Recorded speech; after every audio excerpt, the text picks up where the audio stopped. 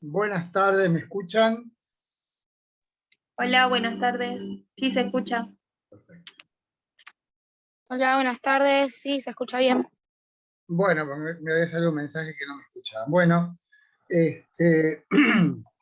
varios anuncios. El primero es que el jueves voy a mandar un trabajo práctico en formularios de Microsoft que se responden, vieron, seleccionando posibilidades, opciones, que corresponderá a la clase de hoy. Tienen hasta el sábado para responderlo. Se lo mando el jueves, lo responden el sábado. El martes que viene entrego el trabajo práctico que hicimos el martes pasado. La clase se está grabando en este momento. Hoy tuve un problema porque se cortó la internet, pero de todas maneras pudimos grabar la clase. Así que cuando termina la clase, hoy voy a subir la grabación a YouTube y después les mando el link junto con el link de la página web. En la página web de la cátedra van a encontrar la bibliografía complementaria. Por ejemplo, para Aristóteles, además del texto que está en el libro, tenemos el texto del profesor Carpio que está ya en la página, ¿sí? Creo que... Bueno, nada más.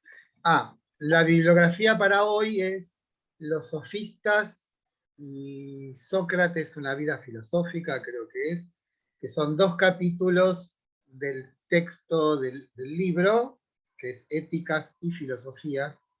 Ética y Filosofías, y además, como complementario de la clase de hoy, el texto que corresponde a Platón, que la primera parte está referida a Sócrates, ¿sí?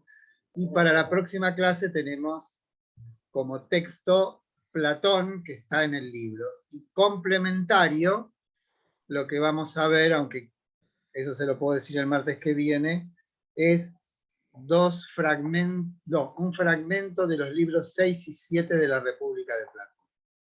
Y creo que hay un texto que se llama El Sol, la Línea y la Caverna, que también puede ser fe. Bueno, empezamos entonces. La clase de hoy va a tener en principio una introducción histórica para que podamos interiorizarnos del fenómeno de la sofía. Le pido que por favor, ¿cómo se llama? Apaguen, no, neutralicen los micrófonos, salvo que quieran hablar, obviamente, y si no me mandan mensajes vía chat. Bueno, la introducción histórica entonces. Los griegos no son autóctonos. El pueblo griego proviene de los llamados pueblos indoeuropeos. Los pueblos indoeuropeos tienen el lugar detectable de donde se supone que salieron, es del centro de Eurasia, digamos al norte del Cáucaso. Esas migraciones no fueron una suerte de invasiones organizadas, sino movimientos de pueblos en búsqueda de tierras o de lugares más favorables para vivir. Los indoeuropeos no constituían una raza, no eran una unidad étnica, sino lingüística. Eso se verifica fácilmente viendo que el sánscrito, que es la lengua de la India, el persa, el armenio, todas las lenguas germánicas, todas las lenguas eslavas, provienen de esa raíz indoeuropea. Por supuesto, el griego y el latín. Los griegos se van asentando lentamente en lo que es la península heládica, y cuando cobra visibilidad la presencia griega es alrededor del 1500 a.C., cuando el palacio de Cnosos, en la ciudad de Creta, aparece destruido. Se supone, o una de las hipótesis es que alguna tribu de los griegos invadió la isla de Creta y se apropió de esa isla, ¿no? A partir de ahí, durante unos 400 años, surge una sociedad llamada sociedad creto-micénica o monarquía burocrática. No importa por qué. esa civilización o las ciudades de esa civilización aparecen todas destruidas a fines del siglo XII a.C. Seguramente una invasión de los pueblos venidos del norte, pueden haber sido los dorios, quienes serían luego los espartanos, no dejaron piedra sobre piedra de esa civilización. A partir del siglo XII a.C. y hasta el siglo IX, aproximadamente, para esto no hay fechas muy precisas, se da una época que se dio a llamar la época oscura. Desaparece las manufacturas del mundo griego, desaparece la escritura, parecería que el mundo griego queda sometido a una suerte de ruralización de la economía o economía de subsistencia, o sea, una suerte de empobrecimiento general de lo que antes había sido una sociedad relativamente próspera. A partir del siglo IX, lo que ocurre, lo más relevante que ocurre es que los griegos comienzan a migrar. La causa de las migraciones no está clara. Quizás, una de las hipótesis, es que hubo un aumento abrupto de la población. Ese aumento abrupto provocó una suerte de masivas migraciones. La condición básica de que esas migraciones hayan sido posibles es que en ese momento, en esa parte de Europa, no había ningún imperio relevante. Entonces pudieron, casi podríamos decir, mudarse. ¿A dónde se mudaron los griegos? A la costa del Asia Menor y al sur de Italia. Esos fueron los lugares donde más presencia griega hubo. Pero lo interesante es que no es que esas nuevas comunidades fundadas por los griegos constituían algo así como ciudades dependientes de una ciudad madre, sino que se autoconstituyeron como pequeños estados autónomos, como pequeñas repúblicas, podríamos decir. Piensen ustedes que la costa del Asia Menor está la ciudad de Éfeso, la ciudad de Mileto, la ciudad de... Bueno, hay un montón de ciudades. Después, en el sur de Italia, Nápoles, Agrigento, Síbaris, Siracusa, son todas ciudades que se originaron en esa época, o a partir de esa época. Lo mismo que la ciudad de Niza en Francia, que Marsella, que Cádiz, que Barcelona. O sea que lo que ocurrió fue una suerte de masiva migración, fíjense que uso migración, no invasión, y que, como digo, lo relevante es que lo que propició esa más o menos pacífica, ese más o menos pacífico establecimiento de los griegos en toda la cuenca del Mediterráneo,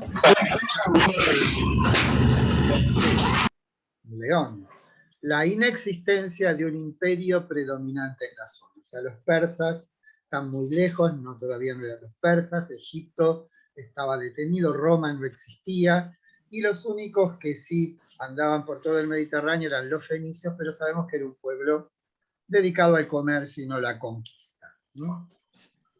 Los fenicios y los cartagineses, que Cartago es una ciudad fenicia, ¿no? Como Tiro y Sidón. El otro elemento importante para entender lo que ocurrió en el mundo griego es la reaparición de la escritura silábica, de la escritura tal como la conocemos nosotros. La escritura, los griegos la toman de los fenicios y le agregan las vocales, ni más ni menos, ¿no? Eso propició la aparición de la escritura, propició obviamente la comunicación, y además lo que apareció también en esa época es la moneda, no la moneda cuyo valor intrínseco es igual al valor de uso. O sea, en una época la moneda de oro costaba lo mismo que lo que valía. Pero a partir de esta transformación de que un Estado emite moneda, el valor de la moneda no es igual a lo que cuesta la moneda. O sea, como si dijéramos, ¿cuánto cuesta un billete de 1.000 pesos? Digamos, un billete de 1.000 pesos en la Argentina costará 5 pesos. Digamos, esa es la transformación. ¿Pueden apagar los micrófonos, por favor? Lo que transformó eso, o lo que propició eso, es un auge vertiginoso, explosivo del comercio. Bien. La cosa fue más o menos fluyendo, esas ciudades se enriquecieron muchas, pero lo que interrumpe ese proceso gradual de progreso, podemos llamar, ese proceso gradual de progreso, es la invasión de los persas a las ciudades del Asia Menor. Hacia fines del siglo V, los persas toman las ciudades del Asia Menor.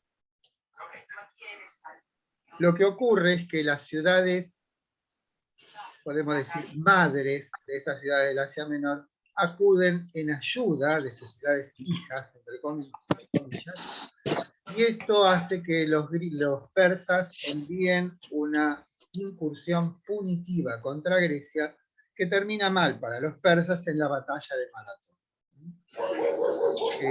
Ustedes saben que cada 4 años se organizan las Olimpiadas, ¿no? La finalización de las Olimpiadas es el maratón. Y el maratón recuerda que un soldado griego llamado Filipides recorrió los 182 metros que separan la llanura de Maratón de Atenas, anuncia que han vencido a los persas y se cae muerto. Bueno, en recuerdo del pobre Filipides es que se corren las Olimpiadas. Pero hay algo más interesante y relevante en estas nuevas ciudades fundadas por estos migrantes griegos, y es que cuando se instalan, cuando se establecen, tienen que inventar. ¿Pueden apagar los micrófonos, por favor, Claudia, Rossetti, no sé quién más? Algo relevante ocurre, y es que estas nuevas ciudades tienen que idear, imaginar, inventar una nueva manera de gobernarse. ¿Por qué? Porque esa época del oscurecimiento, de edad oscura, terminó con todas las jerarquías. Todos los que de pronto se encontraron fundando una ciudad en la costa del Asia Menor, en algún momento se vieron ante la exigencia de establecer un modo de gobierno. Como las jerarquías habían sido arrasadas, o sea, hablo de reyes, príncipes, duques, etcétera, etcétera, entre comillas, porque no había esos cargos, se vieron ante la exigencia de inventar una nueva manera de gobernarse. Y muchos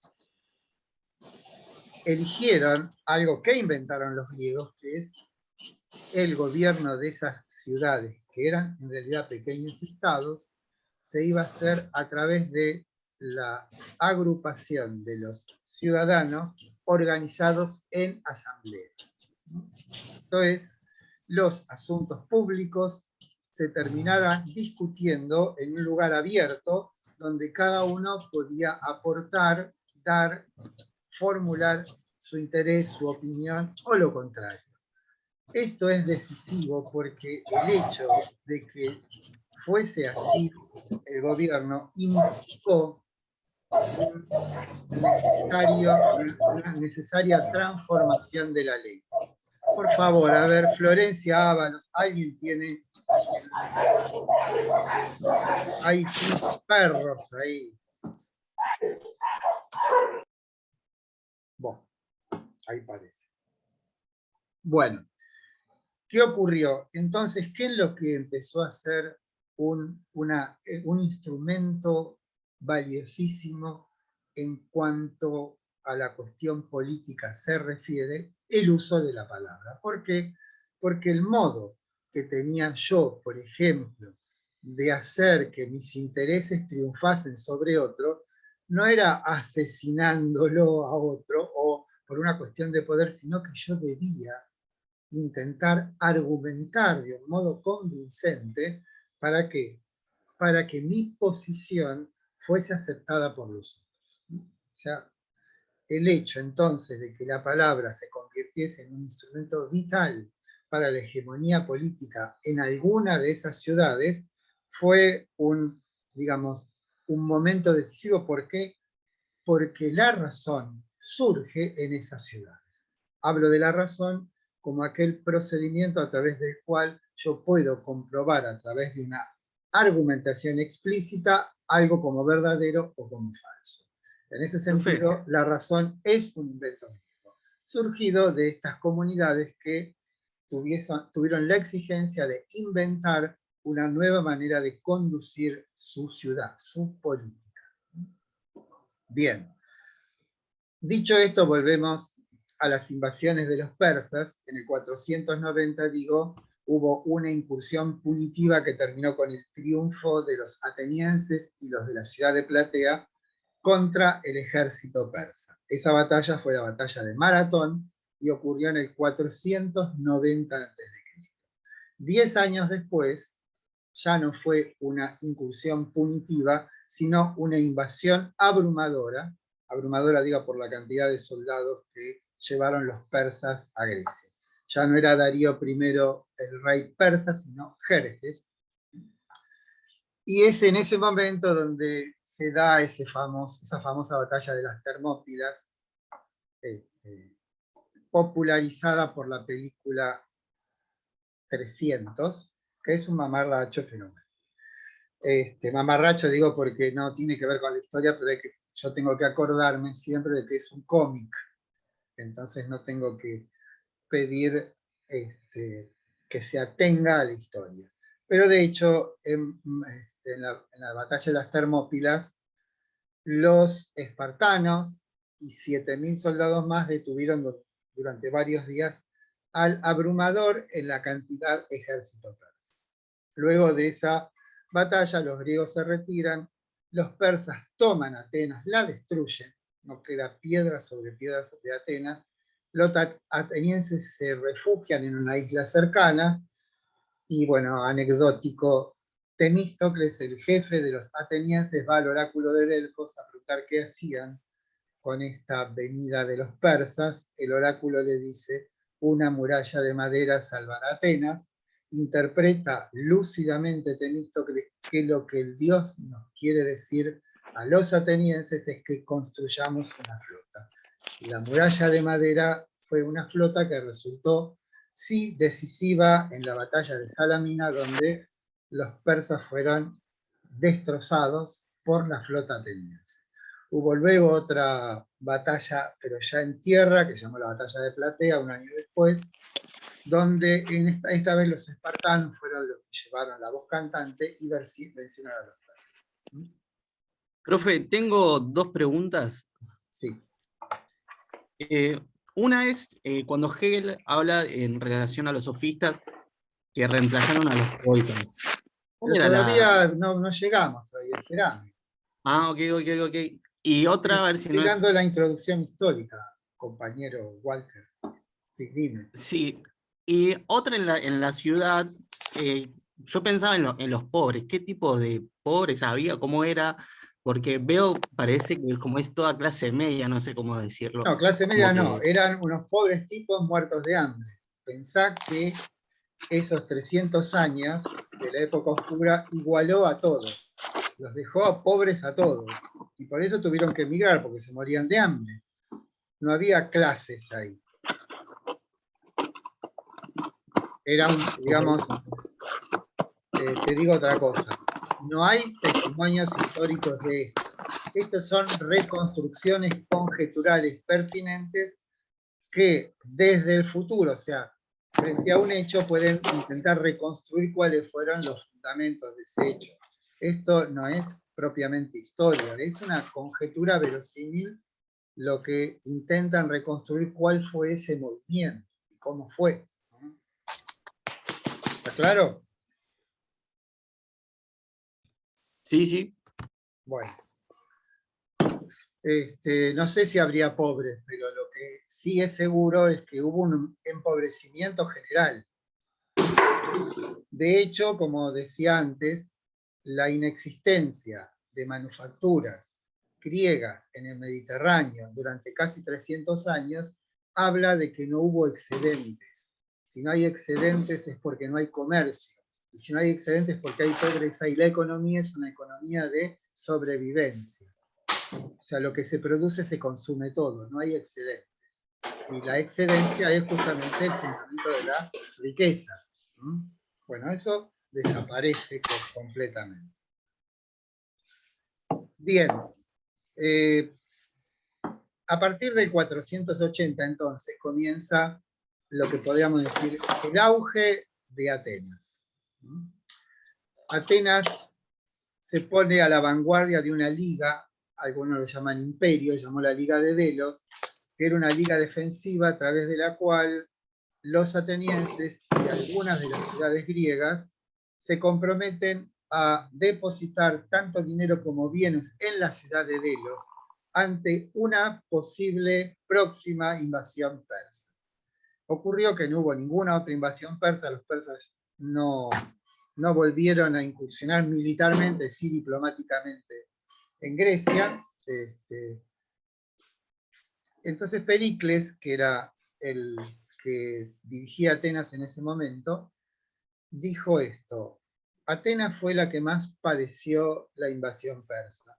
También fue la que más hizo para vencer a los persas. Por lo tanto, el tesoro de Delos venga para Atenas. Y con esa plata, con ese dinero, lo que hizo Pericles y los atenienses fue construir lo que hoy conocemos como la Acrópolis. A ver esos ruiditos que me están haciendo. Construir el Partenón, sobre todo el magnífico templo dedicado a Palas Atenea, los Propileos y toda una serie de edificios magníficos que se construyeron. La Acrópolis es la parte más alta de la ciudad. Podemos decir que la mitad del siglo V es el momento de mayor desarrollo de la ciudad de Atenas. Este desarrollo lo que hizo es propiciar migraciones, o sea, desde todas las ciudades de Grecia, muchos individuos se mudaron y se dedicaron al comercio y a la industria, lo cual produjo rápidamente una clase de pequeña burguesía que se enriquece rápidamente. Ahora, la tensión que existe con esta nueva clase social es que carecen de derechos políticos, pero son a la vez convocados para la guerra. A esta negociación entre el Estado ateniense y estas nuevas clases, muchos rápidamente enriquecidos, es que estos nuevos ricos, llamémosle, no tienen oportunidad de participar en política, pero sí, digo, son convocados para la guerra. Eso implicó una negociación. Esa negociación dio lugar a la llamada reforma hoplita. Un hoplita es un soldado de infantería griego. Esa negociación lo que hizo es que todo aquel que pudiese financiarse su equipamiento militar, a la vez tenía derecho a participar de la eclesía, esto es la asamblea, que es el órgano de poder más importante de Atenas. Les informo que la democracia ateniense, bueno, Atenas está dividida en demos, ¿no? Los demos, podríamos decir, son los barrios, las localidades. Pero no es que yo elegía a un representante para que vaya a la asamblea y represente a mi barrio, comunidad o ciudad, sino que participar de la asamblea era una carga pública. Yo voy, o sea, yo mismo voy, yo no elijo a otro para que vaya. Es lo que se llama una democracia directa. Ahora bien, estos señores, llamémosle, aunque es un poco despectivo esto que digo, nuevos ricos, pasan entonces a formar parte del cuerpo colegiado más potente, más poderoso del gobierno ateniense. Pero ocurre que las asimetrías entre los atenienses educados tradicionalmente y estos individuos que acceden de algún modo intempestivamente a la asamblea, digo, la asimetría es o sigue siendo notoria. ¿A qué me refiero? Que en el manejo del lenguaje, de la argumentación, siguen siendo o estando en un grado muy inferior, ¿no? Entonces esta gente toma una decisión práctica y es contratar a profesores para que les enseñen el arte de la palabra. Con esto, insisto, el arte de la palabra es un instrumento decisivo de poder en el mundo griego y en particular en Atenas. Estos individuos contratan a estos profesores llamados sofistas, ahí aparecen los sofistas, Walter, ¿sí? Que lo que les enseñan es fundamentalmente a manejar el lenguaje. Tengan en cuenta que la manera tradicional de comunicar el saber en el mundo griego durante muchísimo tiempo fue a través de los poetas. Los poetas iban de casa en casa con su arpa, con su... ¿cómo se llama? Bueno, ya me lo creo. Sí, con el arpa, el arpita este. Y lo que hacían era cantar fundamentalmente los grandes dos poemas de Homero, la Ilíada y la Odisea. La Lina, bien. La Ilíada tiene 17.000 versos y la Odisea 12.000. O sea, dentro de la educación fundamental de un joven ateniense está el conocer de memoria, podemos decir, esas dos obras. Estaba también como forma, como materia necesaria la matemática, la música, la danza, esas eran como el centro de la educación ateniense. Y obviamente esa formación daba lugar a una idoneidad, a una destreza relevante en la cuestión de cómo hago yo para argumentar en el mundo de la asamblea. Y estos, digo, nuevos ricos quedan en una ostensible desventaja con los atenienses nativos, digamos. ¿Cómo zanjan esa asimetría? Convocando a profesores. Esos profesores les enseñan el arte de la técnica de la retórica, que es el arte de poder convencer a muchos, el arte del político, y el arte de la dialéctica o técnica, arte y técnica es lo mismo. La dialéctica es el arte o la técnica de saber desenvolverse en los tribunales. Esto tiene que ver con una revolución en la comunicación que se da en el siglo V, en Grecia en general, pero en Atenas en particular, que es el tránsito de una cultura de la oralidad a una cultura de la escritura. Tránsito que no se da automáticamente. Piensen ustedes que la capacidad cognoscitiva relevante, cuando es el poeta el que canta los himnos de Homero, o la Ilíada o la Odisea, es la memoria. Uno no puede interrumpir digamos, la representación del poeta porque está ritualizado. En cambio, con la escritura, uno puede, las veces que sea necesario, regresar al punto de inicio de cualquier argumentación, con lo cual son otras las capacidades intelectuales que se desarrollan, como la reflexión o el pensamiento. De todas maneras, digo, esta transición no es automática. Si ustedes ven la manera en que están escritas las obras más antiguas, están escritas todas en mayúscula y no tienen signos de puntuación. Eso lo que devela es que la escritura estaba íntimamente asociada a la lectura colectiva. O sea, se escribía como un complemento de la oralidad. Un testimonio interesante de esta manera de considerar los textos es que el primer testimonio que tenemos en Occidente de alguien que lee en voz baja, o sea, para sí mismo, es Agustín de Hipona, San Agustín, que ve leer al obispo de Milán, San Ambrosio, en voz baja. Y eso ocurrió en el siglo V después de Cristo. O sea, no es que de pronto desaparece la oralidad y aparece la forma escrita. Aparte tengan en cuenta que los libros son carísimos, no había imprenta, ¿no? Se escribían sobre papiro, esto es de un solo lado, se guardaban en rollos. Cada tubo era un libro, y el papiro es muy frágil, ¿sí? Se humedece con, o sea, los papiros mejor conservados son los que se encontraron en Egipto. ¿Por qué? Porque el clima es muy seco. El pergamino aparece después, el pergamino se hace sobre la piel de animales, ¿sí? Pero bueno, es toda una historia muy interesante, con un libro que lo tengo acá que se llama El infinito en un junco, que es la historia de la escritura. Bueno, ¿dónde estábamos?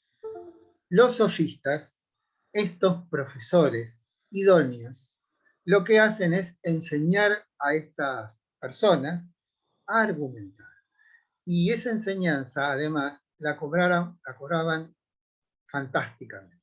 Esto es la única época de la historia de Occidente donde alguien se hizo rico dando clases, fue en esa época. Después no ha vuelto a ocurrir. Tengan en cuenta que la enseñanza del sofista no era simplemente, aunque no es nada simple, establecer una argumentación adecuada al fin que tenga yo en algún momento. O sea, estoy en la palestra, tengo que argumentar para defender mis propios intereses, pero la enseñanza sofística no iba solamente referida al lenguaje, sino que además tenía que ver con cómo debía impostar la voz, cuál sea la actitud física mía, o sea, la actitud corporal, la mirada, los silencios, o sea, era toda una puesta en escena que tenía que ver con el éxito. Porque lo que se les critica normalmente a los sofistas es que la búsqueda de su enseñanza no era formar discípulos aptos para la búsqueda de la verdad. Era buscar no discípulos, sino clientes que pudiesen argumentar exitosamente, sin importar si el resultado de la argumentación conducía a la verdad o a la falsedad, sino al éxito. En ese sentido, los sofistas eran técnicos. Piensen ustedes que la técnica es neutra. El que le da orientación a la técnica es la intención de quien la utiliza. Esto es, yo puedo utilizar rudimentos matemáticos para producir mejores alimentos o bombas nucleares. O sea, estoy utilizando simplemente un instrumento. Lo que importa es la intención con que se utilice ese instrumento. Y en el caso de los sofistas, dado que ellos eran individuos rentados, lo que les interesaba era que su enseñanza sea eficaz, ¿no? Que tuviesen éxito. Pero no le interesa si ese éxito o ese fracaso hundiese o no hundiese a la polis, o sea, a la ciudad, al Estado. ¿Está claro? Por ahora. Walter, ahora sí escucho la pregunta de los sofistas. No, mi pregunta era en relación a cuál era el rol de los poetas en la sociedad, ¿no? Bastante distinto al de ahora. Y luego, ¿por qué Platón eh, estaba en contra? Porque dice que Pero amigo contribuyó mío, a hacer... estás adelantando 3 clases más o menos. Lo que hace Platón, ya te lo digo, es echar a los poetas, pero no es que los echa. Platón, en un libro que se llama Politeia, que se traduce como La República, lo que intenta es, no sé si imaginar, pero proyectar cuál sería la manera de una ciudad justa. ¿No? Y entre otras cosas, para que esa ciudad se vuelva justa, es primordial la educación.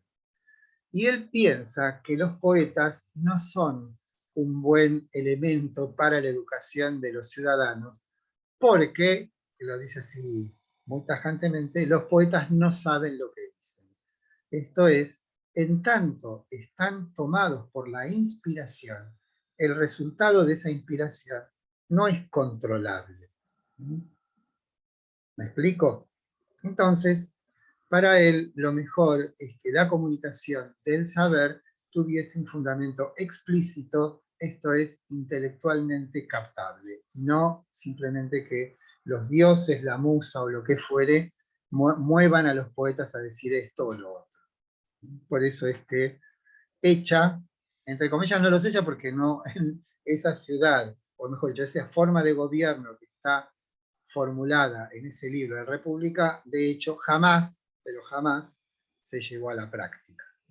Pero él, digamos, los habría echado por esta, no es que echó a los artistas como dicen muchos, no, no echa a los músicos, por ejemplo, pero sí a los poetas por esto que te digo, porque mienten mucho, como dice Heráclito. Bien. Ahora bien, más allá de estas críticas que después vamos a profundizar la crítica que hacen tanto Sócrates como Platón a los sofistas, la aparición de los sofistas en Atenas constituyó una revolución extraordinaria en la educación. ¿En qué sentido? En que ellos son los primeros, en la historia de Occidente por lo menos, cuya educación implica una educación consciente. No es simplemente la transmisión de esta o aquella destreza en lo que consistía antes la educación, sino que al poner el acento en el lenguaje y en las técnicas asociadas en el lenguaje a la obtención de determinados logros, lo que resulta entonces es una suerte de ciencia, entre comillas, del lenguaje, que sirve no solamente para poder articular las argumentaciones, sino toda la puesta en escena que implica esto de defender o de criticar a otro en el mundo de la asamblea. En ese sentido, los sofistas constituyen una insoslayable transformación de la educación al, digo, hacer que la educación se vuelva una educación consciente. Queremos saber a dónde tenemos que llegar y estos son los medios para llegar a este resultado.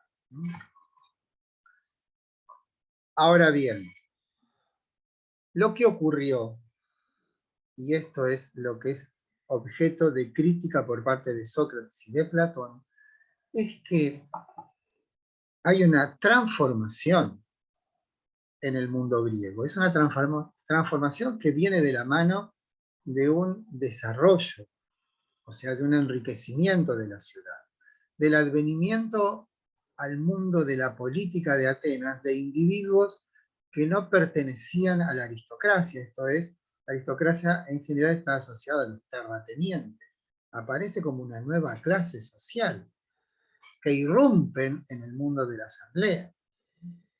Ahora, otro elemento a tener en cuenta para comprender la función de Sócrates es que a mitad del siglo V, o en la segunda mitad del siglo V, comienza una guerra terrible con Esparta, una guerra que duró más de 30 años, que se llamó la Guerra del Peloponeso, que terminó con la derrota ateniense. En el 404 a.C., los espartanos toman Atenas, destruyen las murallas y incendian su flota. Y se retiran y dejan un gobierno títere. Pero en el medio, los espartanos habían destruido los campos, la gente tuvo que refugiarse dentro de la ciudad, una ciudad sin servicios cloacales ni de agua corriente, terminó en una peste que mató al 30% de la población, incluyéndolo al mismo Pericles, ¿no? Fue un verdadero desastre. Hubo una fallida expedición a Siracusa donde se dice que los atenienses perdieron 20.000 hombres, lo cual era prácticamente una sangría imposible de recuperar, en toda una serie de catástrofes que llevaron a Atenas de ser la ciudad más importante del Mediterráneo oriental a un estado de decadencia y de postración final, digamos, ¿no? ¿Qué tiene que ver Sócrates con todo esto? Que Sócrates nació en el 469 y murió en el 399. O sea, vivió 70 años. Pero esos 70 años, fíjense, nace 11 años después de la victoria contra los persas. O sea, es un testigo privilegiado del auge y de la decadencia de su ciudad. Y por eso toma algo así como un mandato, que es intentar restaurar, yo creo que digamos, la integridad moral de Atenas. Ese sería quizás una buena formulación de cuál habría de ser la tarea socrática. No es que los sofistas hayan corrompido a los atenienses, sino que tenemos que entender que los sofistas son como la fiebre a la enfermedad, un síntoma, pero no la causa. La causa de la decadencia ateniense está en que hubo una transformación cultural y que desde la perspectiva de Sócrates, por ejemplo, esa transformación condujo a que los intereses particulares fuesen prioritarios frente a los intereses de la ciudad. Cosa que no es en absoluto un asunto ateniense. Ya en una familia, en una pequeña comunidad, si los intereses particulares priman sobre los intereses de la comunidad, esto lo que haría es terminar con la destrucción de la trama que constituye a esa comunidad. Es como si todo el mundo dijera, yo no voy a pagar más impuestos porque el Estado es ladrón. Entonces, ¿qué hago ahí? Privilegio mis propios intereses por sobre los intereses de la comunidad. Mi actitud a lo que conduciría, si se universaliza, es a la destrucción de la comunidad y por lo tanto del Estado. Entonces, si queremos hacer una analogía desde la perspectiva socrática del estado de cosas en el que se encuentra Atenas, podríamos usar la metáfora de la enfermedad y del médico. La ciudad está enferma, la causa de la enfermedad es, insisto, la preeminencia de los intereses particulares por sobre los intereses de la comunidad. Esa podría ser el resultado de la observación. ¿Qué hace un médico? Pongámoslo a Sócrates, un médico observa. El paso siguiente de la observación es el diagnóstico y el tercer paso es la terapéutica. Entonces, Sócrates es o quiere ser un médico para la polis. Si hay un médico es porque hay un enfermo. El enfermo, la enferma es Atenas. Fundamentalmente la enfermedad de Atenas, insisto, es esta preeminencia del interés particular por sobre el interés de la ciudad. Esa es la observación, este es el diagnóstico. Aquella es la observación, este es el diagnóstico. Sí, Miriam, alguna... Bueno, ¿está claro? Díganme algo. Sí. Sí, profe. Pongan Sí, las profe. caritas. ¿Por qué ponen la que si no quieren mostrarse? Es una cuestión de coquetería. Si es mejor verse las caras. ¿Qué tiene Sí, de malo? profe, se entendió todo, profe.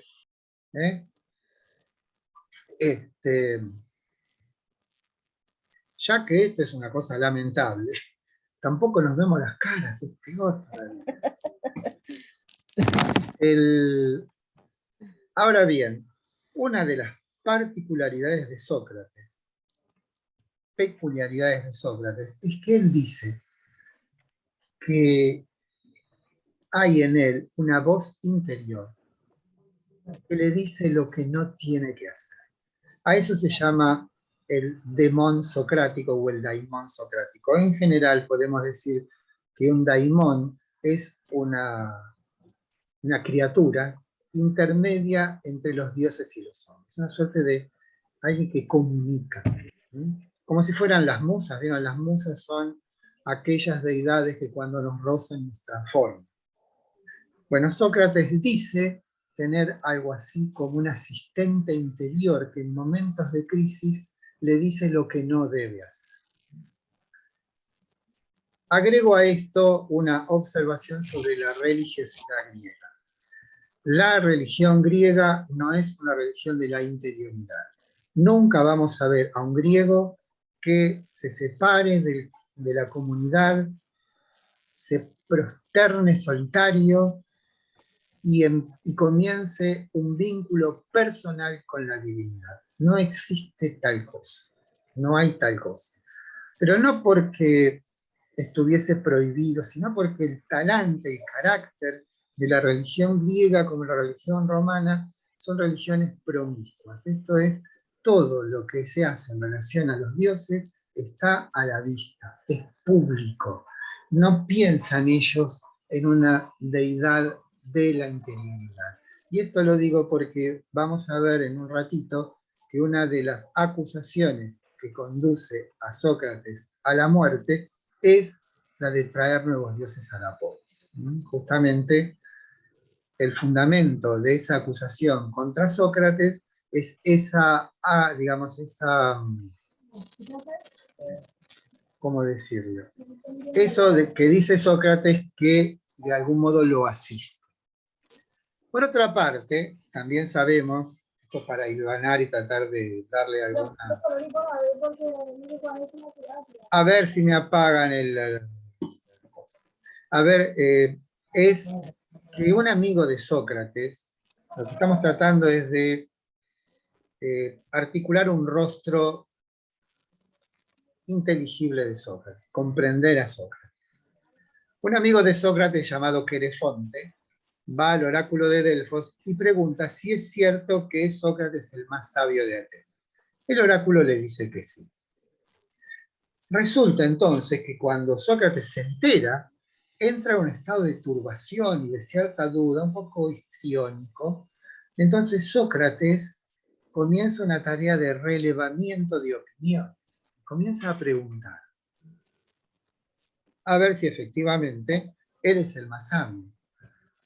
¿Y en qué consistía esa compulsa, esa suerte de encuesta que va a hacer Sócrates para constatar por sí o por no si efectivamente él es el más sabio? Que vieron que Sócrates hablaba con todo el mundo. Iba, por ejemplo, a un taller de carpintería. Y comenzaba a preguntarle al carpintero sobre su arte. Cuando digo arte, digo técnica. Cuando digo técnica, quiero decir un saber orientado a un hacer. Eso es una técnica. Es un saber orientado a algo. Un carpintero, un orfebre, un alfarero, un talabartero, un zapatero, todos son, en términos griegos, son artistas o técnicos. Es lo mismo. Entonces, supongamos, porque esto no está tomado en ningún texto, que Sócrates le pregunta al carpintero sobre cuál es el procedimiento que usa para construir muebles. Y por supuesto, el carpintero, que conoce su oficio, lo orienta técnicamente a cuáles son los pasos necesarios para construir un mueble, un buen mueble. ¿Dónde termina esa conversación de Sócrates con su interlocutor? Cuando Sócrates le pregunta, ¿y vos, a vos te parece que la hechura de este mueble lo podrías hacer bello? Por supuesto, le dice que una de las intenciones de un buen carpintero es hacer una buena obra, esto es bello. ¿Dónde se termina la conversación de Sócrates con sus interlocutores? Cuando Sócrates le pregunta qué es la belleza. Es fantástico. Cuando me hablas de la madera, me hablas de la pintura, me hablas de todo esto, te entiendo perfectamente. Pero cuando pasamos del plano de lo visible al plano de lo invisible, esto es, qué cosa es la belleza, qué cosa es la armonía, qué cosa es la justicia, todos inexorablemente se callan la boca porque no lo saben. ¿Y por qué no lo saben? Y aquí está la clave de la sabiduría socrática. Porque todo su saber proviene de la experiencia. Y la experiencia siempre nos da hechos, siempre nos da datos. Y esos hechos y esos datos son siempre datos y hechos particulares. Datos singulares. y yo de lo singular. O sea, yo no puedo, a partir de la visión de muchas cosas bellas, que yo juzgo como bellas, saltar a la idea de belleza. Es imposible. No puedo yo, a partir de una, podemos decir, una inspección de cosas supuestamente bellas, elevarme a la idea de belleza. Más bien, lo que debería ser, y esto es más platónico que socrático, es primero acceder a la idea de belleza y luego así darme cuenta de por qué las cosas particulares son bellas, porque participan de algo que es en sí mismo bello. Pero olvídense por un momento de ese asunto y veamos dónde está la falencia fundamental de los interlocutores de Sócrates. Y es que su conocimiento surge inexorablemente de su trato con las cosas. Y del trato con la cosa nosotros lo que obtenemos son hechos. Y de los hechos lo que tenemos nosotros son ejemplos. Pero nunca con ejemplos puedo llegar a una conclusión de carácter universal. ¿Está claro? Más o menos. Bueno. Ahí es donde Sócrates se da cuenta que él no sabe nada. Claro, sabe que no sabe nada, porque los otros creen saber. Pero cuando se le pregunta por aquello decisivo, se callan la boca. Sócrates por lo menos reconoce que hay un orden de saberes que no es el orden técnico, que no es el orden de la realidad sensible, pero que de algún modo resulta o va a resultar decisivo. ¿Sí? ¿Me siguen hasta acá?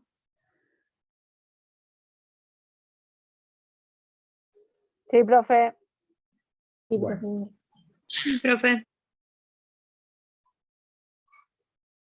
Decíamos entonces que si Sócrates es este médico de la polis, y además si Sócrates recibe algo así como un mandato de su propia ciudad, y ese mandato consiste en intentar transformarla,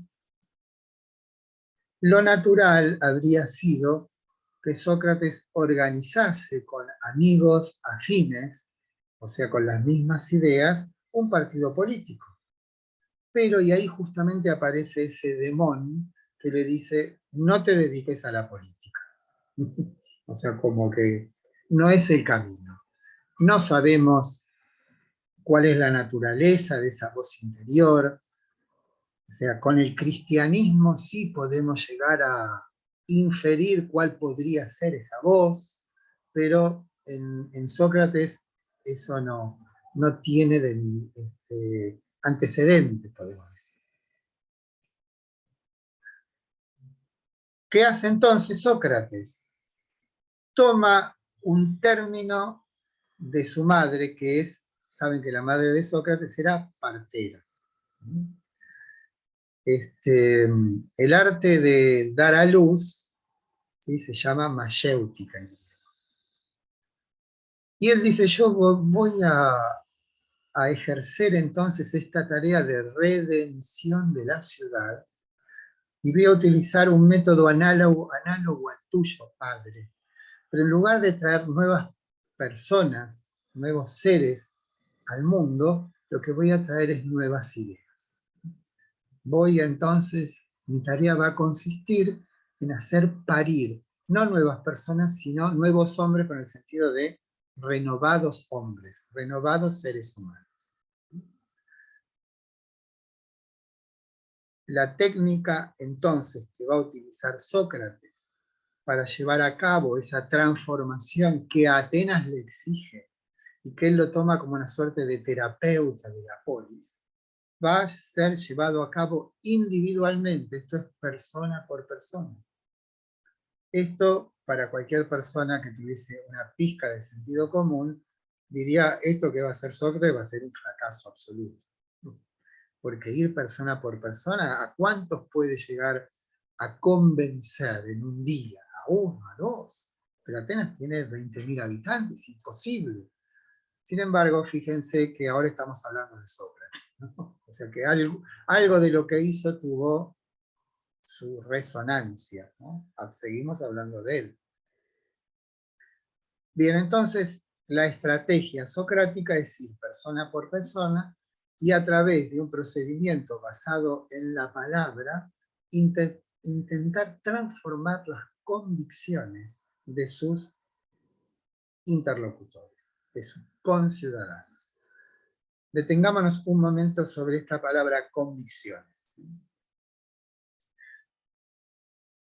Nosotros no es cierto, aunque lo parezca, que caminamos sobre el piso, sobre la tierra. Nosotros caminamos sobre nuestras convicciones.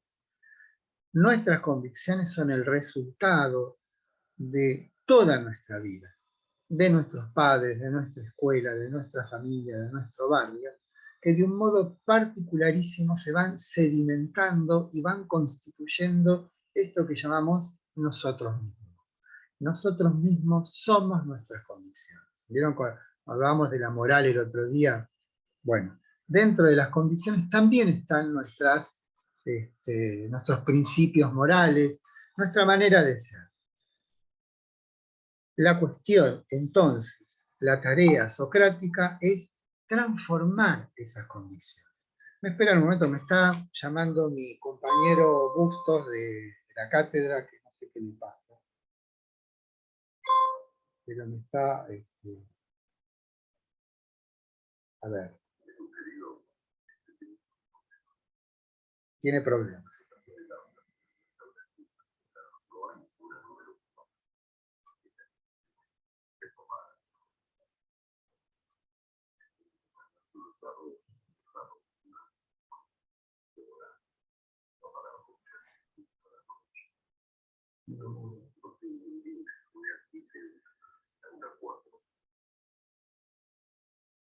Bueno, ya lo arregló. Ya está. Perdón, pero esto no es... no podía entrar al Zoom Bustos. Bueno, la tarea entonces consiste ni más ni menos en transformar las convicciones de sus conciudadanos a través de un procedimiento análogo al de su madre llamado mayéutica. Esto es, la tarea socrática consistirá en el intento de transformar las convicciones de sus conciudadanos a través de la palabra. Esa es la otra nota. Cuando nosotros hoy vamos al psicólogo, estamos reproduciendo de alguna manera la táctica o la estrategia socrática de transformar a alguien a través de la palabra. Eso es lo que hará Sócrates.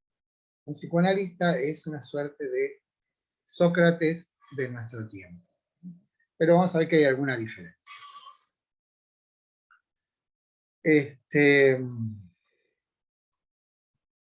A ver si me olvido de algo más. No.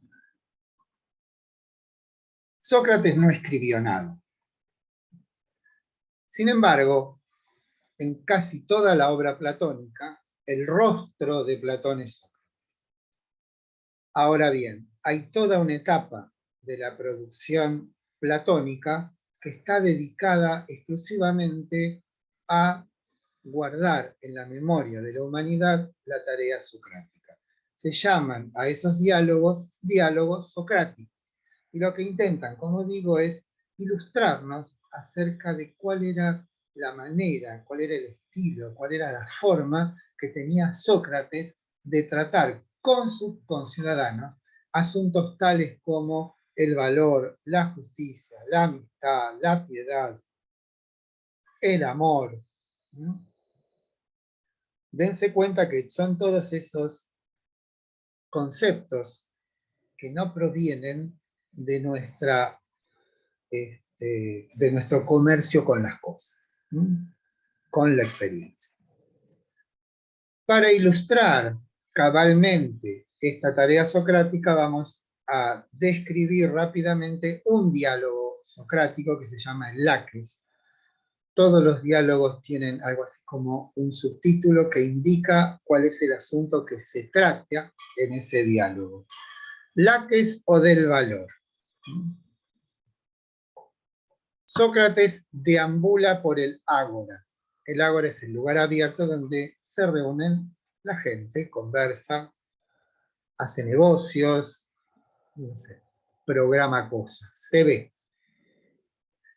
Están dos militares, Laques y Nicias. ¿De qué hablan? de la conveniencia o no de enviar a los jóvenes a estudiar estrategia en una escuela recientemente fundada en Atenas. Laques dice que en realidad la guerra se aprende en el campo de batalla. Y el otro dice, puede ser cierto, pero no está de más que conozcamos, por lo menos teóricamente, de qué se trata la cuestión de la guerra. Están en eso. Y aparece Sócrates y lo invitan a que tercie en la conversación.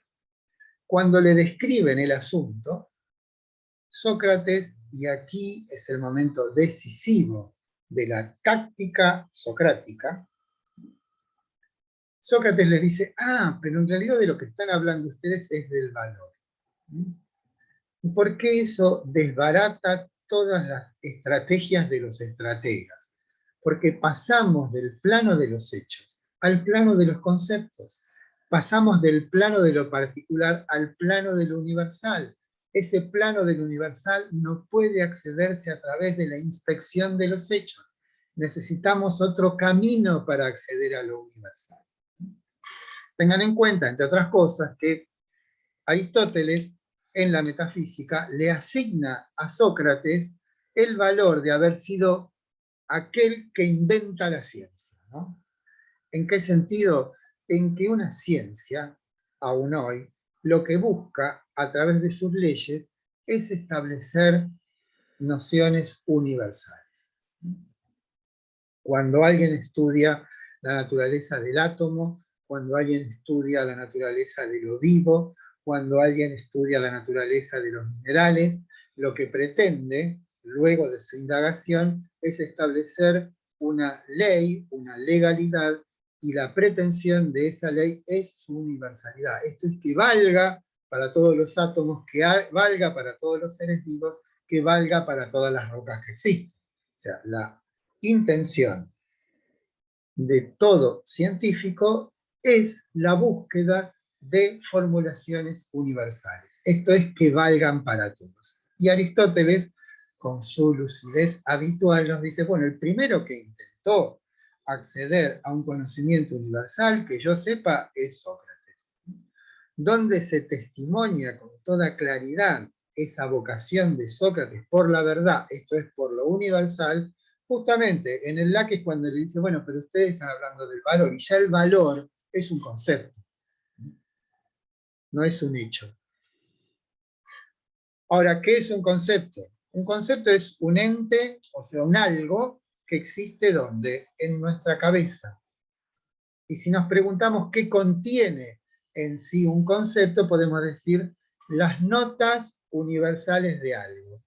Por ejemplo, si yo pienso en el concepto de silla, diré que está constituido de tal o cual manera. Ahora, ¿puedo yo, cuando percibo una silla del siglo XV, del siglo IV, del siglo XIX, la silla de mi casa o del siglo XXIII, cómo sé yo que es una silla? ¿Por qué? Porque cumple con las notas esenciales contenidas en el concepto. Entonces, lo que busca Sócrates con ese giro en el discurso frente a sus interlocutores es la indagación acerca de lo universal.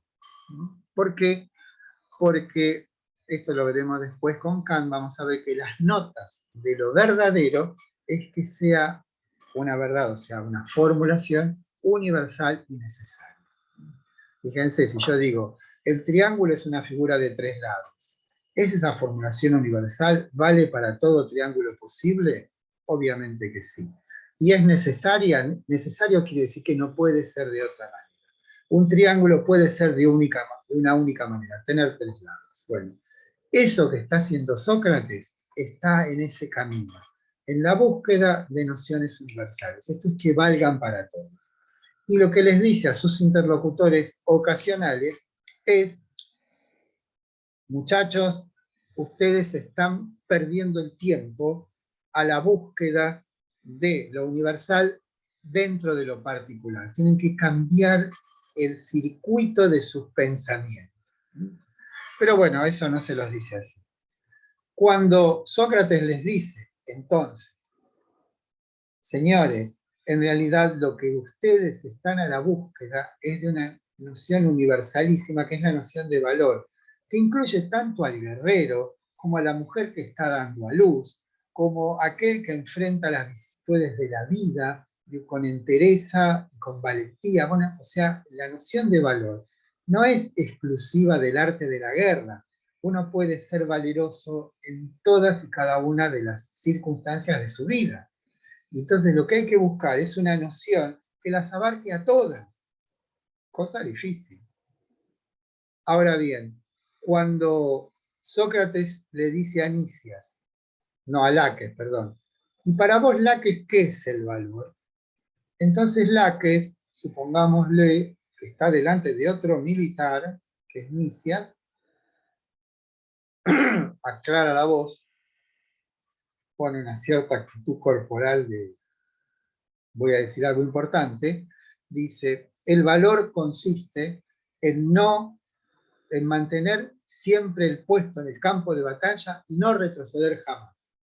Fantástico, le dice Sócrates, qué definición magnífica, pero he sabido que los espartanos y los tracios en el medio de la batalla retroceden, pero lo hacen de un modo simulado, porque eso desorganiza a sus enemigos y de un modo ya previamente planeado, giran y contraatacan. ¿Qué pasó con la definición de Laques?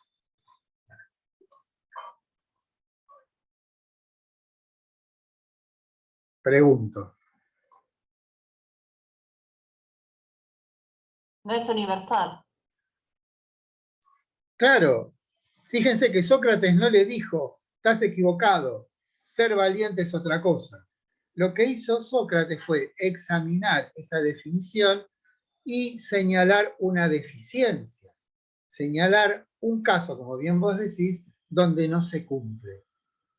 Con lo cual, si hay un hecho que no está abarcado por la definición no sirve. Por lo tanto, el señor Laques queda sumido en una suerte de acuciante desesperación, y cuando Sócrates le pide que haga otra formulación, termina mucho peor que antes. Esto es, en ese momento, imaginémoslo al pobre Laques, que balbuceando, con los ojos inyectados en sangre y con un hilo de voz trémula, le dice a Sócrates, Sócrates, entonces, ¿qué es el valor? ¿Y saben lo que contesta Sócrates? No lo sé, nunca lo supe. Esto es, un sofista que le habría dicho, no, el valor es tal cosa. Sócrates le dice, no sé qué es el valor. En todo caso, la verdadera, la genuina búsqueda de la noción de valor no debiera seguir el camino que vos seguiste, que es ir a la búsqueda de hechos, de compilar hechos y de sacar una suerte de factor común de esos hechos y con eso articular una construcción de emergencia que fue tu definición. En realidad lo que tenés que hacer es poner entre paréntesis la búsqueda de casos de hecho y ir por otro camino a la búsqueda en nuestra interioridad. ¿Por qué? Porque Sócrates está persuadido de que en nuestro interior reside todo un orden de valores, de conocimientos, y esos conocimientos tienen el carácter de la universalidad. Esto es de la verdad. Pero para poder acceder a ese orden, es necesario primero deshacerse de las convicciones. Esto es, fíjense que lo que hizo Sócrates fue destruir las convicciones de su interlocutor. ¿Por qué? Porque esas convicciones se fueron gestando en nosotros de un modo espontáneo, acrítico, inconsciente, simplemente se fueron acumulando y fueron constituyendo un sistema en apariencia de saberes, pero en realidad esos saberes se ha mostrado que no son suficientes, no es que nos sirvan, no es que no valgan, pero de ninguna manera tienen ese carácter de la verdad que es el carácter de la universalidad. Entonces, lo que implica la terapéutica socrática en un primer momento del procedimiento llamado mayéutica es la destrucción de las convicciones de su interlocutor. Y un segundo momento es un momento de interiorización, donde él y cada uno de nosotros debe ir a la búsqueda de esas nociones que tienen el carácter de la universalidad, esto es, de la verdad.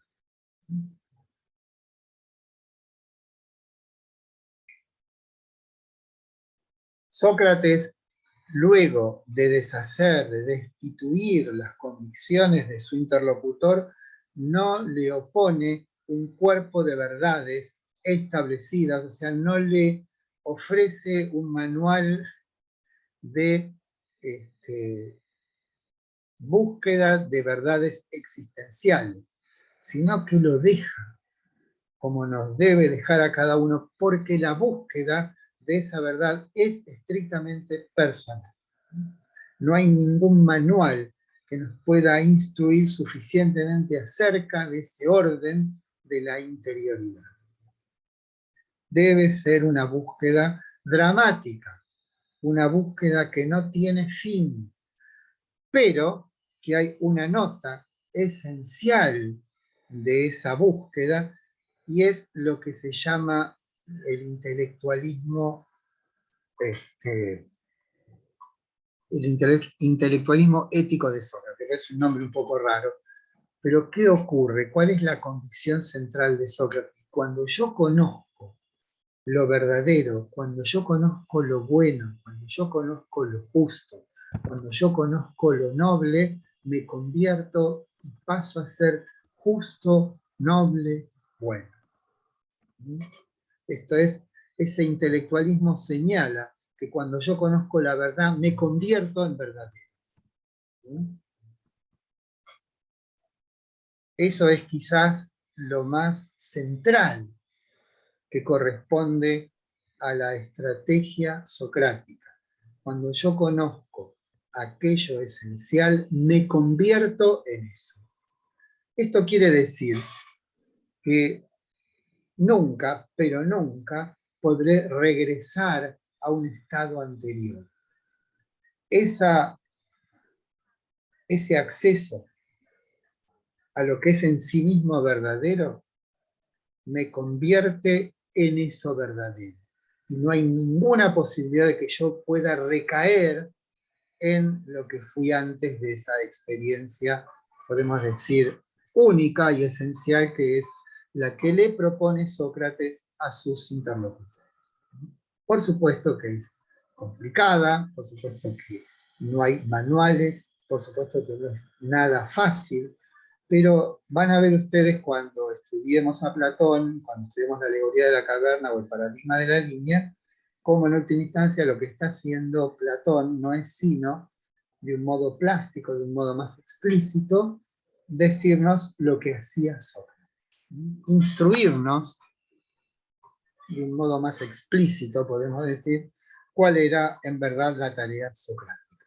Que es una tarea de conversión, es una tarea de transformarnos a nosotros a través de la palabra, vía la disolución de nuestras convicciones y el señalamiento de una tarea que consiste en una interiorización progresiva en nosotros mismos. Cuando Sócrates andaba por Atenas y veía a los jóvenes ejercitarse, o sea, hacer gimnasia, decía, buenísimo, pero sería bueno también que ejercitasen su alma. O sea, como cuando hoy pasamos por los gimnasios y bueno, eso no está mal, pero no estaría mal también que utilizasen esa energía y esa atención en la búsqueda de verdades más hondas, más decisivas, más importantes para la vida. Sócrates tiene dos frases que son básicas, fundamentales, no para los griegos, sino para nosotros. Dice, una vida sin examen no merece ser vivida. Una vida sin examen no es una vida humana. Esto es lo que decíamos el otro día en clase, que si estoy delante de una situación en la cual está en juego un valor y actúo, supongo que moralmente, y luego intento reflexionar sobre el fundamento de esa decisión que tomé, en esa acción que acometí, ya estoy pensando éticamente. ¿Por qué? Porque estoy intentando encontrar un fundamento para esa acción. Y eso es una reflexión. O sea, cuando Sócrates dice, una vida sin examen no merece ser vivida, lo que está diciendo es una vida que no reflexiona sobre sí misma, no es una vida humana. Bueno, me cansé un poquito, ¿eh? ¿Estamos bien? ¿Está claro todo esto? ¿No tienen alguna pregunta para hacer?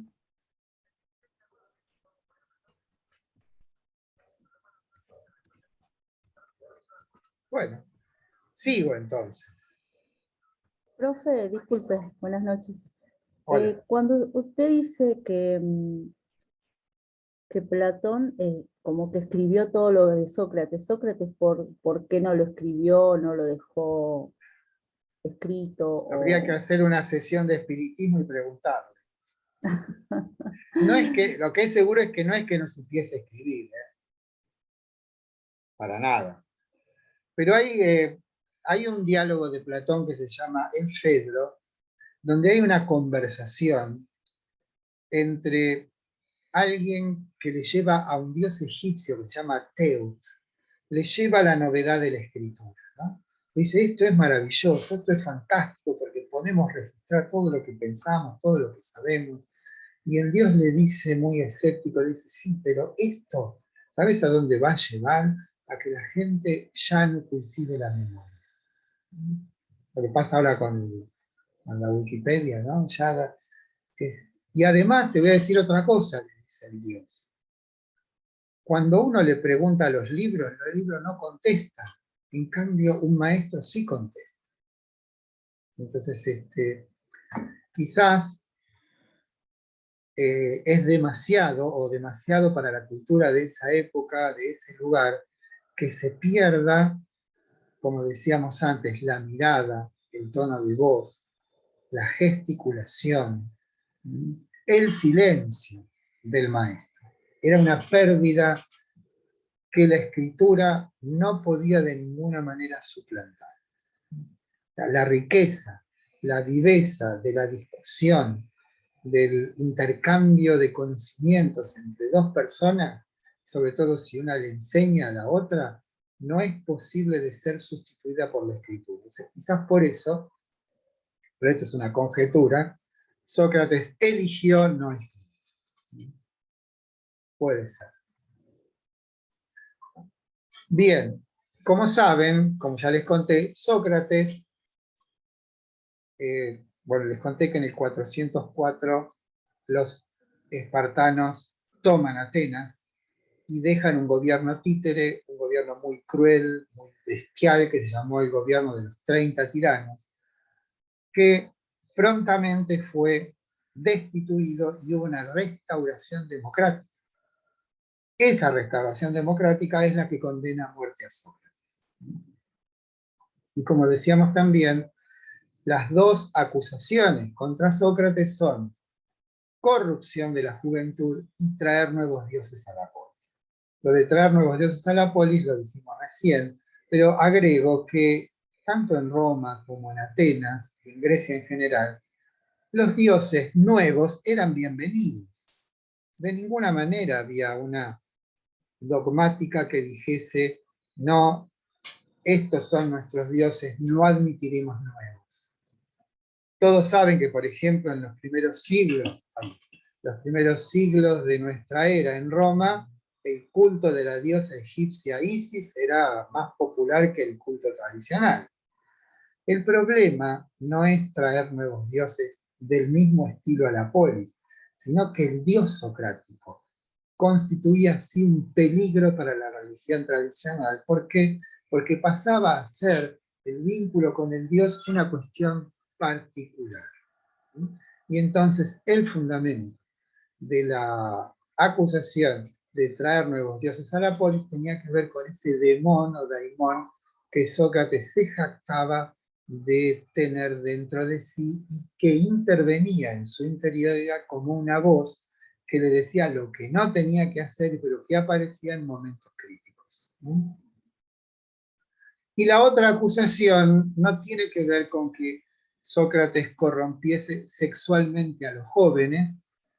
Era común, casi podríamos decir natural, casi podríamos decir tolerado por Atenas que un señor mayor tuviese un amante adolescente.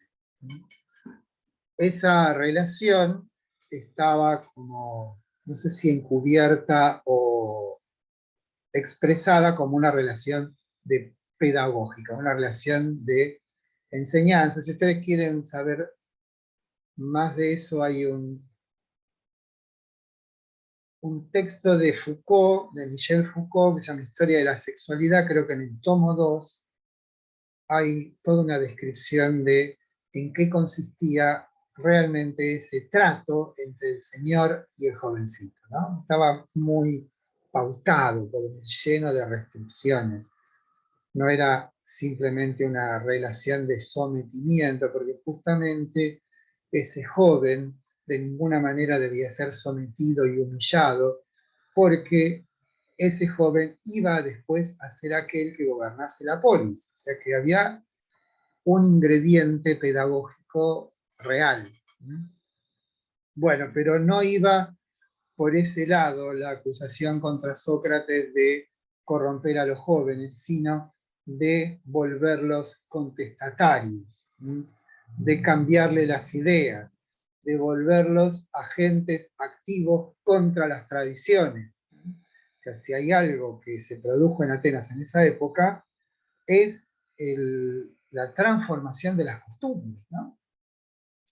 Bien, la cuestión es que Sócrates es condenado a muerte y también es cierto que Sócrates se podría haber escapado, sus amigos ya habían preparado todo para darle lugar en otra ciudad, que se vaya a vivir tranquilo ahí. Pero fíjense lo que dice Sócrates. Y esto lo podemos perfectamente asimilar a nosotros.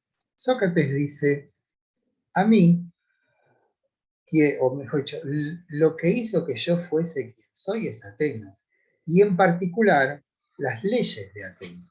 Es como si nosotros dijéramos, nosotros somos argentinos, yo soy argentino, porque aquello que ha hecho que yo sea este que soy, son las leyes que han articulado a esto que llamamos la nación argentina desde 1816. O sea, no es, quizás en nosotros es algo muy lejano, pero en un ateniense de esa época, la legislación, esto es las leyes, era algo palpable.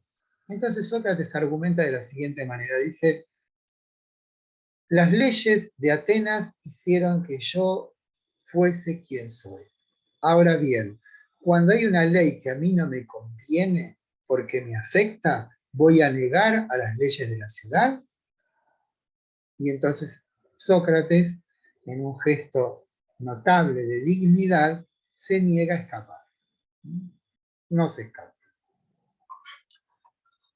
De hecho, el cumplimiento de la condena estaba asociado a un cierto ritual que decía que solamente se podía ajusticiar a alguien cuando regresase un navío que tenía que venir desde la isla de Creta. Eso hizo que Sócrates tuviese un tiempo que se la pasó poniéndole música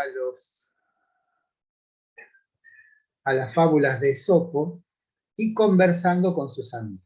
Pero cuando llegó el momento que regresa a la nave y el verdugo prepara el brebaje, que es la cicuta, que es un veneno que supongo que mata lentamente, todo el mundo estalla en llantos, está la esposa Jantipa y sus 3 hijos en la puerta llorando a los gritos, y Sócrates, ni corto ni perezoso, hace que echen a la mujer para que lo dejen conversar tranquilo con sus compañeros, y la conversación estaba centrada en la inmortalidad de él.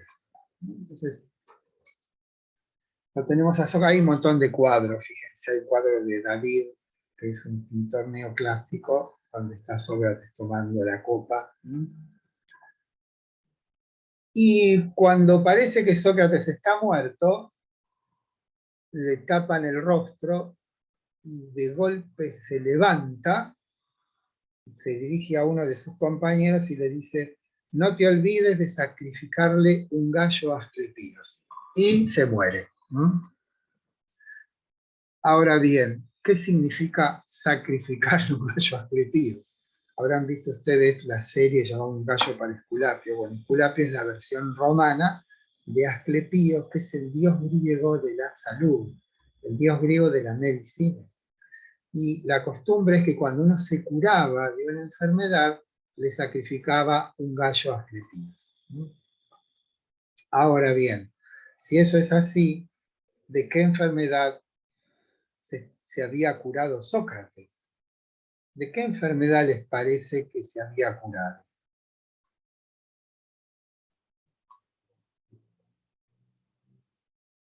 De su vida.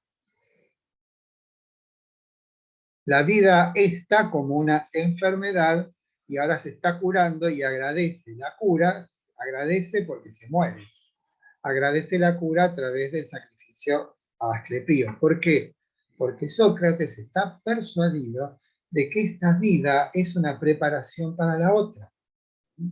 Y que él, habiendo sido una persona justa y razonable y prudente, va a tener su premio en una vida próxima. Y por eso agradece curarse de la enfermedad que es esta vida caída, porque hay una promesa y la convicción de que hay otra vida mucho mejor que esta. ¿Qué les parece? Bueno, creo que se me agotó Sócrates. Si quieren, bueno, puedo seguir hablando mucho, pero acá va lo esencial. Tengan en cuenta entonces que tienen los dos textos de Amuchastegui y el mío para esta parte, y el jueves les va el trabajo práctico que deben responder el sábado, ¿sí? Hasta el sábado tienen tiempo. El trabajo práctico es del estilo con el que supongo hicieron el curso de Creso. O los que cursaron, son recursantes o no ingresantes, con lo que han hecho en algunas materias cuando se dictó virtual. El martes que viene yo voy a ir con los trabajos prácticos corregidos y pasaré por cada grupo y comentaremos cómo están, qué es lo que está bien, qué es lo que está mal, qué es lo que hay que corregir. Pero eso el martes que viene. Bueno, ¿alguna pregunta, muchachos, muchaches, tengo que decir ahora? Sí. Muchaches, jóvenes, los digo jóvenes están incluidos todos. Disculpe, una pregunta. No con respecto al teórico que dio, sino con respecto al grupo. Mi nombre es Graciela. Yo no pude ir a la facultad el martes pasado. ¿Lo hago como en forma particular este trabajo que va a mandar el jueves? No, el que tendrías que hacer, no, el trabajo que voy a mandar el jueves no es por grupos. Ah, es individual. Es individual, porque es imposible hacerlo en grupo. ¿Cómo hago para que se junten? Claro. No, ese es individual. El que es en grupal son los trabajos que se hacen en clase. Ah, y el trabajo anterior que se hizo en clase, que yo no estuve presente. Y pedíselo a algún compañero que te mande el mail, pásenle el mail, y me lo entregás, copiás bueno, lo resolvés. Bueno, lo mandás. Pero lo puedo hacer yo individual y lo mando. Exactamente. No sepa quién es mi grupo. Porque los grupos tengo entendido que los había armado usted. Los grupos se arman, yo le digo a un programa, cada grupo tiene 6 componentes y entonces los ingresa, les pone a cada uno o sea, cada 6 alumnos un grupo. Pero se arman en el momento de la clase. No, se armaron antes, yo se los mandé todo antes. Ah, bueno. Cuando yo supe cuáles eran mis alumnos, inmediatamente constituí los grupos. Perdón, Graciela está en el grupo nuestro, que el martes no estuvo. No sé. Graciela, mira. Quiere pasarme el mail. Sí, recién me fijé en la lista, le saqué foto y había un faltante. Entonces ahí tenés el... bárbaro. ¿Sí? Bárbaro. Bueno, ponga si quiere su número de teléfono o el mail en el chat y yo lo copio y se lo mando. Está. Bárbaro. Ahí en el chat no tengo, ¿cómo se llama? En el... Perdón que lo interrumpa, a mí me pasó lo mismo. Muchas gracias. No Bueno. tengo grupo porque no estuve la clase pasada. No sé si alguien de mi grupo me puede agregar o se puede comunicar conmigo, por favor. ¿Vos tenés ahí, Paola, la composición de los grupos? Si no, esperen que me fijo. No, yo tengo el Leo- nuestro nada más. Leonardo Agüero, espérame, a ver. Sí, sí, porque en el mail no lo tengo. Esto es, no, esperen que... La noche, ¿no? Sí, de noche.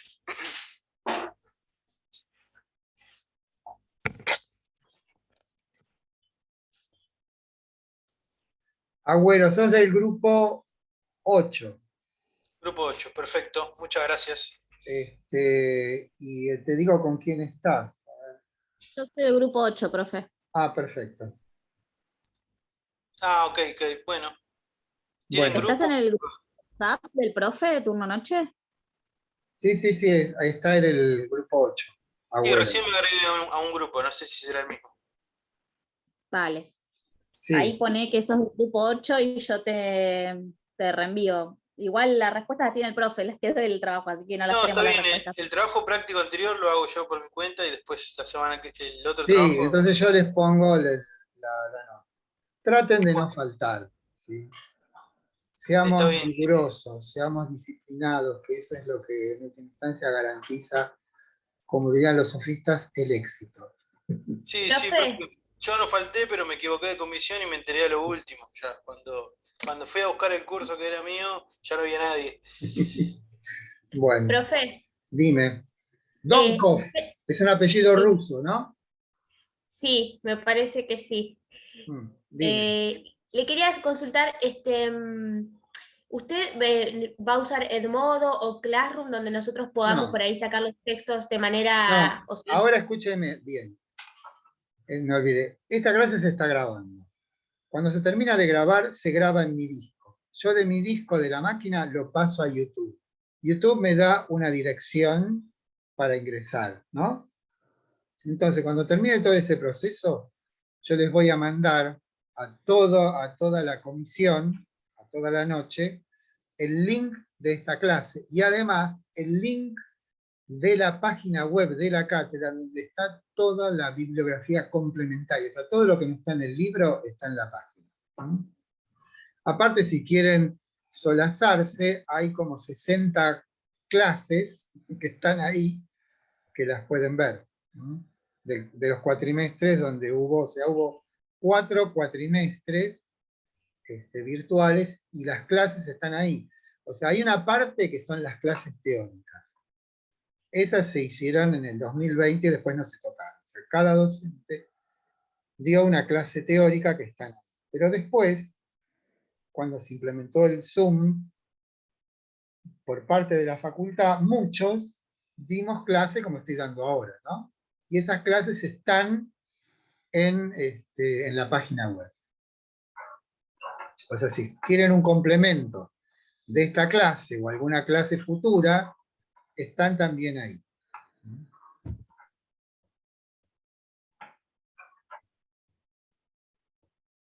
¿Algo más? ¿Nos vamos? ¿Sí? Quería preguntarle sobre... Felices Pascuas, que me olvidé de decir. Sí. Dime, Milena. Gracias. Si tomó Pongan la cara, lista... quiero ver su rostro, yo no tengo por qué. Esta Ok. manía del encubrimiento. Bueno. Dime, Milena. Ahí. Sí, Sí. sobre si va a tomar lista ahora, si tomó, porque yo entré No, en la punto y... lista se va a tomar con el trabajo práctico que van a hacer el jueves, del jueves al sábado. Ahí va a estar presente. Claro, yo preguntaba por la clase de ahora. Sí, No, por si va eso, a tomar... el presente Profe, va a perdón. estar cuando ustedes devuelvan el trabajo práctico. ¿Va a Automáticamente. estar colgado en se algún revisa. horario específico el trabajo? ¿Cómo? ¿Va a estar colgado en algún horario específico el trabajo el jueves? Mira, para ustedes creo que es de las 6 de la tarde del jueves a las 6 de la tarde del sábado. O sea, si yo se los mando, no lo pueden abrir porque lo pueden abrir recién a las 6 de la tarde del jueves. O sea, antes de las 6 de la tarde del jueves se los voy a mandar. Perfecto, profe, perdón, y va a incluir lo que vimos la primera clase virtual y lo que vimos, la primera clase y lo que vimos hoy. No, la primera clase ya se hizo un trabajo práctico que está referido a la cuestión de la ética, de la introducción a la ética, y hoy el trabajo práctico está dedicado a Sócrates.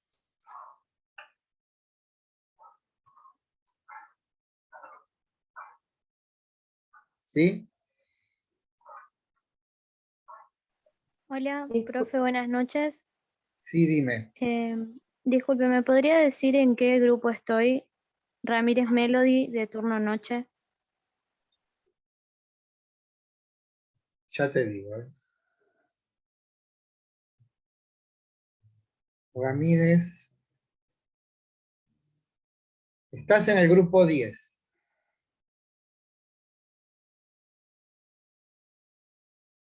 Ahora no sé si hay alguien en el grupo 10, eso no lo sé. Yo estoy en el grupo 10, así Bueno, que cuando ahí hablan en tenés, el grupo le paso. Mambrín, vos cursaste antes, Muchas ¿no? gracias. Me Sí, acuerdo el el año apellido. pasado. Me acuerdo el apellido. Volvimos. Volvimos. Volvimos mejor. Sí, mejor. Sí, que no sea el desastre de las clases virtuales. Las No, mucho cosas, mejor presencial, me gustó mucho más. los Es exámenes. otra atención la que se da. No saben lo que son lo que fueron los exámenes. Parto. Alguien me puso, cuando vieron la alegoría de la caverna, ¿no? Cuando el cautivo sale de la caverna, me pusieron. En vez de la caverna, la taberna. Tienen que reír porque tiene algo de gracioso. Sí, tiene que ser. Bueno, muchachos, jóvenes, ¿nos vamos? Entonces, en un rato, cuando termina todo este asunto de la grabación, les mando la clase y el link de la página. Y el jueves... ¿Profe, ¿le hago una consulta? Sí. Para cerrar y ver bien el tema en el libro La Sofística y de la Sócrates una vida filosófica son los textos para esta clase. Sí, y la primera parte del Platón que está en el libro. Está bien, más que nada para una cosa, tener en cuenta.